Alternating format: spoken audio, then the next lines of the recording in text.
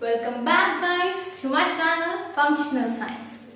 I am Ramandeep Kaur and in the last video we have started chapter 1 for class 9 Metal in our surroundings.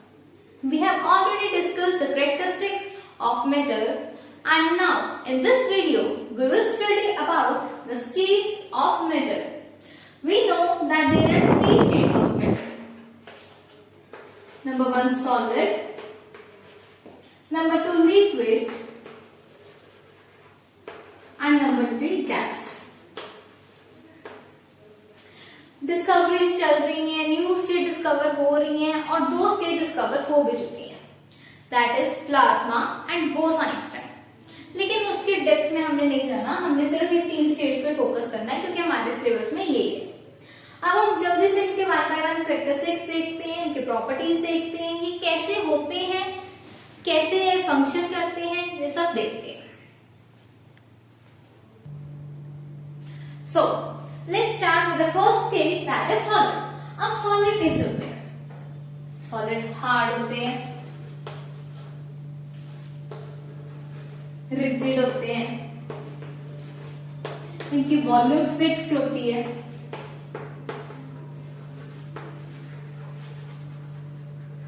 इनकी boundaries fixed होती हैं,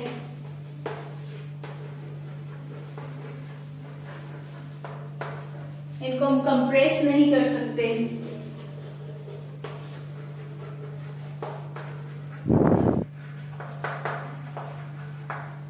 चलो ये ठीक है।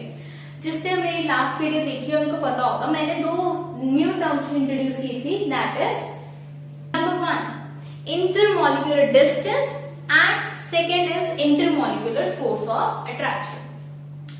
सॉलिड्स में इंटरमॉलिक्यूलर डिस्टेंस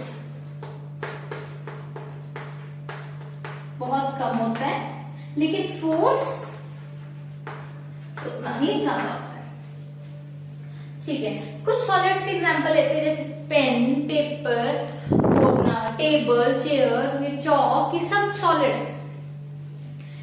ये जहां मर्जी प्रॉपर्टीज को लगा के देख लो, ये सारी प्रॉपर्टीज सॉलिड में फोकस करेगी।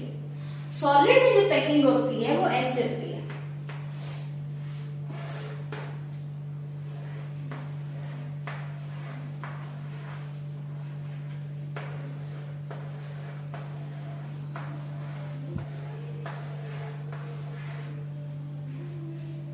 सॉलिड में बहुत ज्यादा टाइट पैकिंग होती है, मींस इंटरमॉलिक्यूलर डिस्टेंस जो है बहुत कम होता है।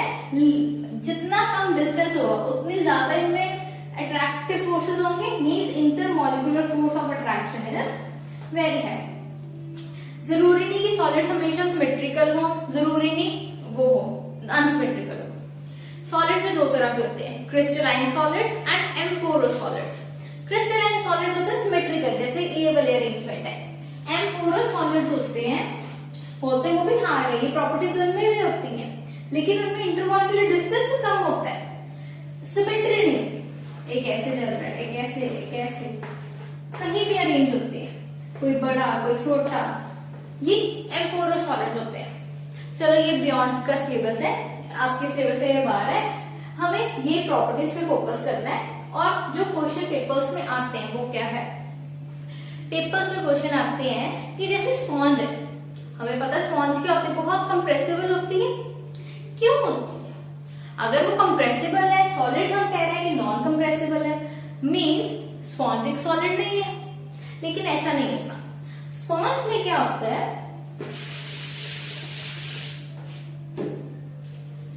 एयर स्पेसेस होते हैं। एयर स्पेसेस में ना ये होल्स होते हैं, इनमें एयर ट्रैप हो जाती है। जब उनको कंप्रेस करते हैं ऐसे, तो ये एयर जो है बाहर निकल जाती है, तो वो कंप्रेस हो जाते हैं।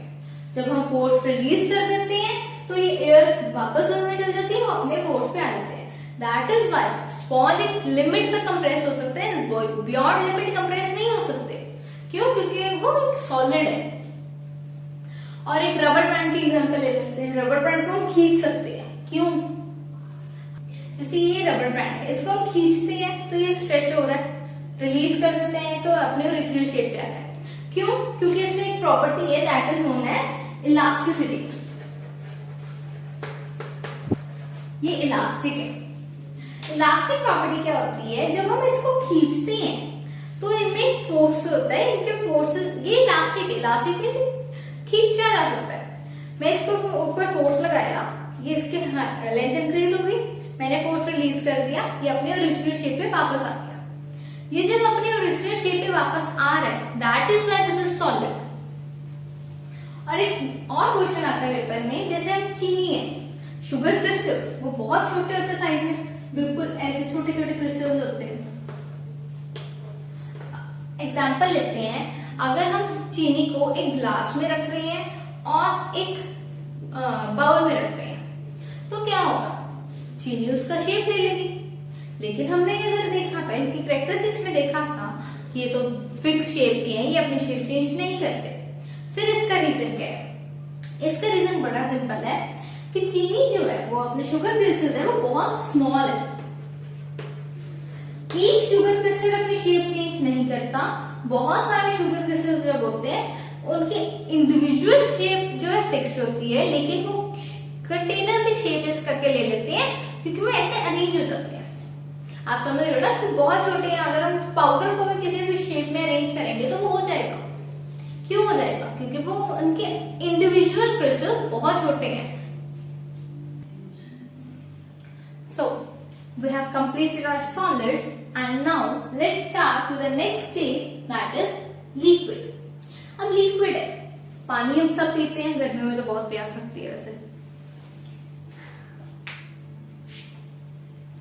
पानी हम सब पीते हैं, चलो वो क्या है, एक लिक्विड स्टेट है। बेस्ट एग्जांपल हमारे पास पानी की क्या है, लिक्विड की क्या है, पानी, वाटर। अब हमें पता है कि अगर हम एक दिन बड़े सारे ग्लास में पानी पी रहे हैं तो वो उसकी शेप ले लेगा। एक दिन हमें प्यास कम लग रही है तो हम एक बाउल में पानी पी रहे हैं, एक छोटे ग्लास में पानी पी रहे हैं, जैसे ये एक ग्लास है, अब इसमें पानी पी रही है तो इसकी शेप ले लेगा। मीन्स जो लिक्विड है इनकी कोई फिक्स शेप नहीं है।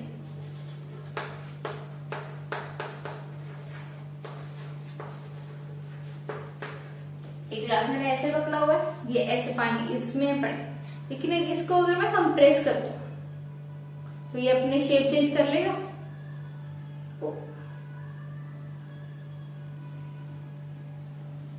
करेगा ना, मीन्स इसकी कोई फिक्स शेप नहीं है। लेकिन अगर ये पानी बाहर क्यों आया? क्योंकि इसकी वॉल्यूम जो है वो फिक्स है।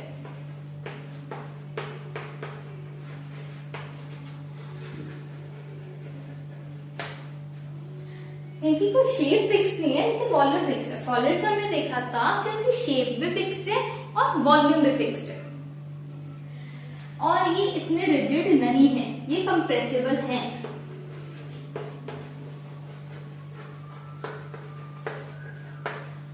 अब देखो, अगर थोड़ा सा भी पानी आपसे नीचे गिर जाए तो वो ऐसे फैल जाएगा ना।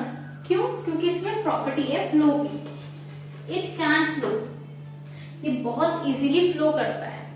That is why it is also known as fluid.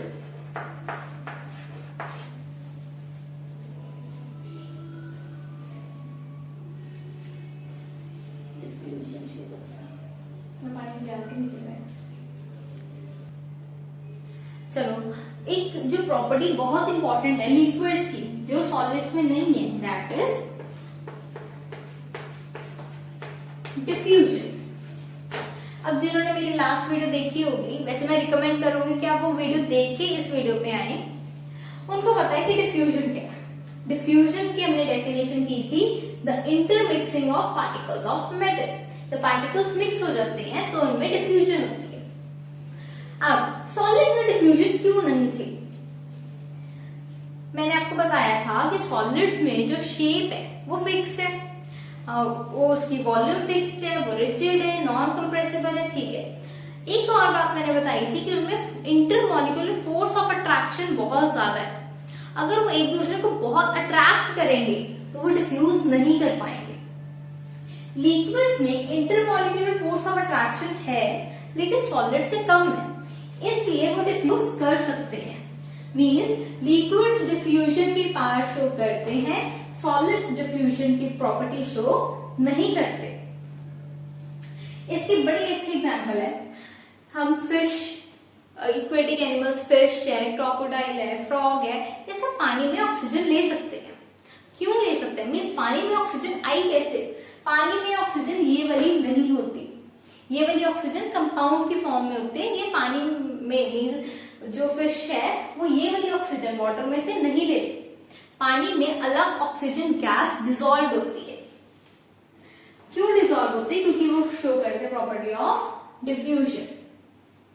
Aquatic animals, question आता है how aquatic animals can breathe under water, because liquids have property of diffusion and the oxygen gas is dissolved in water which is taken up by the which is taken up by the aquatic plants and animals to perform their various functions.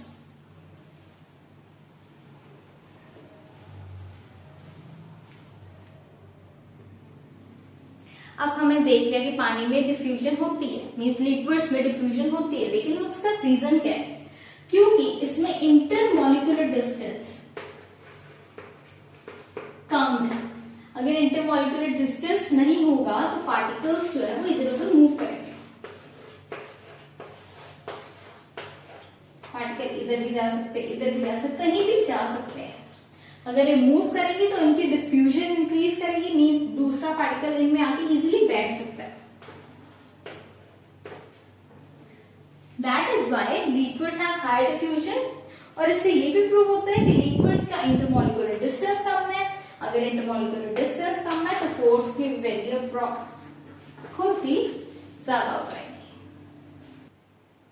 So now we have already discussed the two states, that is solid and liquid. Now comes the last state, that is the gas state or known as the gaseous state. Gases ना बड़े अजीब होते हैं, इनकी ना कोई fix shape होती है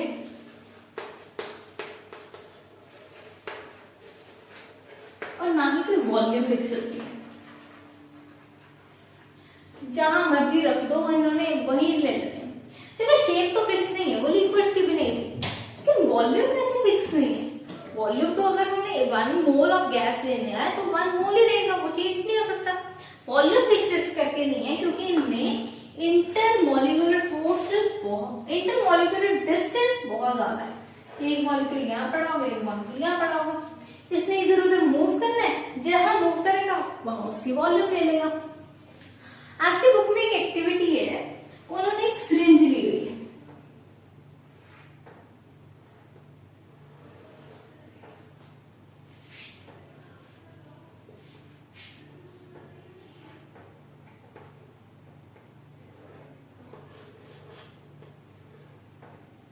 यहाँ पर रबर कॉक लगा।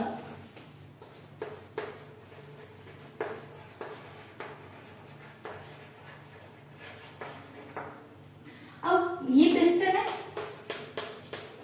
बेसिकली पिस्टन होता क्या है?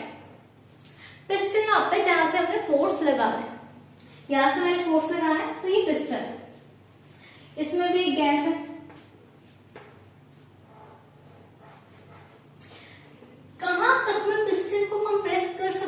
इधर तक कर सकती हूँ, इधर तक कर सकती हूँ, मीन्स इसको मैं दबा सकती हूँ। अगर रबर कॉक होगा तो एक फिक्स वॉल्यूम, उसको मैं इधर तक ही कंप्रेस कर सकती हूँ। मीन्स इससे हमने प्रूव किया कि गैसेस जो है वो हाईली कंप्रेसिबल है।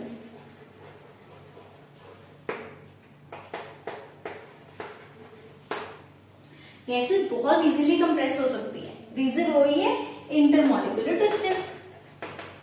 इंटरमॉलिक्यूलर डिस्टेंस बहुत ज्यादा है, जितनी कम हम स्पेस करते रहेंगे इतना कम इंटरमॉलिक्यूलर डिस्टेंस होता रहेगा।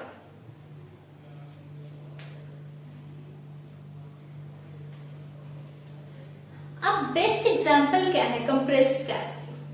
हमने आजकल सुना है कि सीएनजी व्हीकल, सीएनजी बहुत इको फ्रेंडली है, सीएनजी बहुत वो है, कॉस्ट एफिशिएंट है, लेकिन सीएनजी है क्या? सीएनजी होता क्या है? सीएनजी की फुल फॉर्म क्या है? CNG is compressed natural gas. Natural gas क्या होता है? नेचुरल गैस होता है कि जैसे इसको हम बायोगैस बोलते हैं,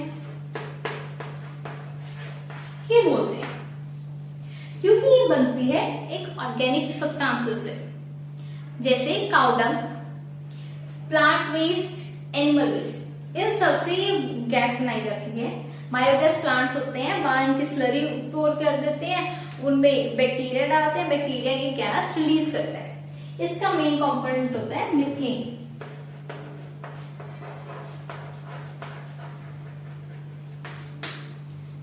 मीथेन होता है, तो सीएनजी तो एक गैस है। अब इसको हम यूज कैसे करेंगे? आजकल जो व्हीकल्स है वो सीएनजी में हो रहे हैं। कैसे यूज होंगी? ये यूज होंगे इसको कंप्रेस कर सकते हैं। जब हम इसको बहुत ज्यादा कंप्रेस कर देते हैं तो इनका जो इंटरमॉलिक्यूलर डिस्टेंस है वो बहुत कम हो जाएगा। जब इंटरमॉलिक्यूलर डिस्टेंस कम होगा तो ये क्या करेंगे, एक कंपैक्ट वॉल्यूम में, कंपैक्ट उनकी वॉल्यूम हो जाएगी, कंपैक्ट सिलेंड्रिकल में ये फिट आ सकते हैं। Now let's move on to our next part, that is LPG. अब हम जो घर में यूज करते हैं गैस सिलेंडर्स की फॉर्म में, वो गैस होती है वो लिक्विफाइड होती है। इसकी जो फुल फॉर्म है वो होती है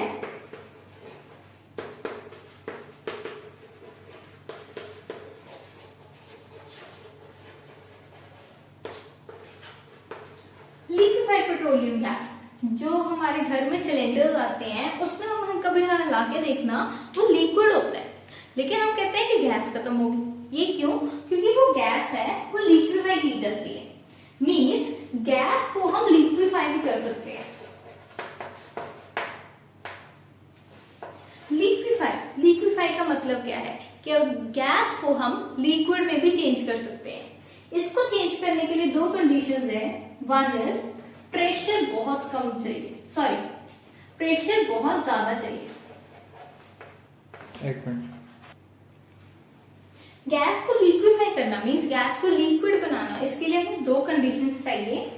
एक है कि हमें हाई प्रेशर चाहिए,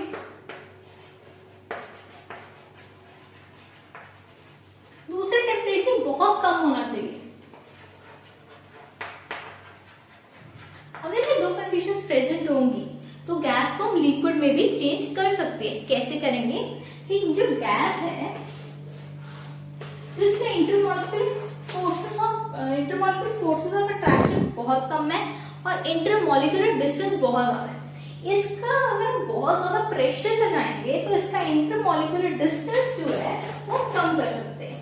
अगर इंटरमॉलिक्यूलर डिस्टेंस कम हो जाएगा तो ये लिक्विड में चेंज हो जाएगी।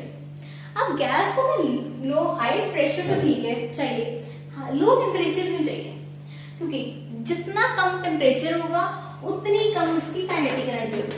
अगर काइनेटिक एनर्जी कम होगी तो इसका मोशन कम होगा, मीन्स गैसेस जो है वो मॉलिक्यूल्स है वो आपस में इधर उधर घूमेंगे नहीं, टकराएंगे नहीं, वो एक जगह पे बैठ जाएंगे। जैसे कभी आप में एनर्जी नहीं होती तो आप एक जगह पे बैठ जाते हो ना, वैसे ही है इसका हिसाब पे। So this completes our 3 states of matter. अब हम जल्दी से रिवाइज कर लेते हैं कि हमने क्या पढ़ा। हमने पढ़ा कि 3 स्टेट्स होती है मैटर की, solid, liquid and gas. Solids में कंप्रेसिबिलिटी बिल्कुल नहीं होती, रिजिड होती है, फिक्स शेप, फिक्स्ड वॉल्यूम होती है। और लिक्विड्स में उल्टा होता है, कंप्रेसिबल होती है लेकिन सब up to a small extent. इनकी फिक्स्ड शेप नहीं होती लेकिन फिक्स्ड वॉल्यूम होती है। लिक्विड जो है वो एबिलिटी करते हैं, एबिलिटी टू फ्लो मीन्स वो फ्लूइड्स है। गैसेस भी ऐसे ही होते हैं, इनकी ना फिक्स शेप होती है ना फिक्स वॉल्यूम होती है, ये फ्लो कर सकते हैं, ये जहां मर्जी रख दो वहां भर जाएंगे। गैसेस लिक्विफाई भी की जा सकती है और कंप्रेस भी की जा सकती है। होप आपको आज की सारे कंसेप्ट समझ आ गए होंगे। अगर कोई भी डिफिकल्टी है तो नीचे कमेंट करके बताएं, और अगर आपको ये वीडियो अच्छी लगी तो please like and subscribe to my channel.